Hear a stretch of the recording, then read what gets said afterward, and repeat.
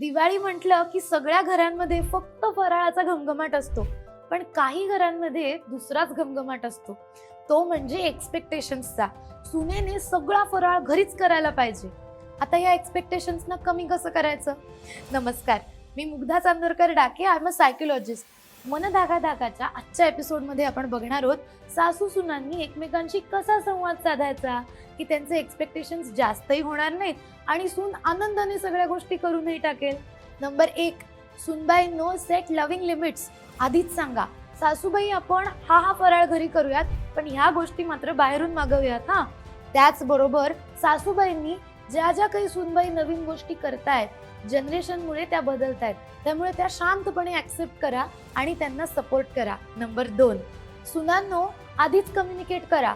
आई, आपण सगळं एकत्र प्लॅनिंग करूयात का? आपण दोघी बसूयात आणि सगळं संपवून टाकूयात.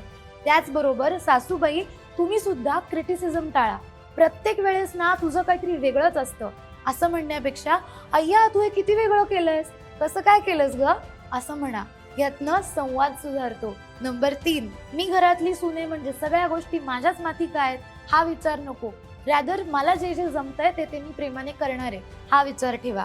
आणि सासूबाई, तुम्ही सुद्धा जेव्हा तुमची सून काहीतरी करतीये तेव्हा तिला पाठिंबा द्या. तेव्हा तिला म्हणा की तू थोडं कर, मी थोडं करते आणि आपण गोष्टी वाटून घेऊयात. Number 4, ask for help. तुम्हाला मदत लागतेय, लगेच नवऱ्याला सांगा, मुलांना सांगा, सासू सासरे सगळ्यांना काम डिवाइड करा. त्यातनं काय होईल, तुमच्यावर लोड येणार नाही. आणि एक लक्षात घ्या, सासू असाल किंवा सून, एकमेकांचं कौतुक करायचा एकही चान्स सोडू नका. जिथे संधी मिळते तिथे सांगा, अरे वा हे किती छान आहे, मला तर तुमचं फारच कौतुक वाटतं.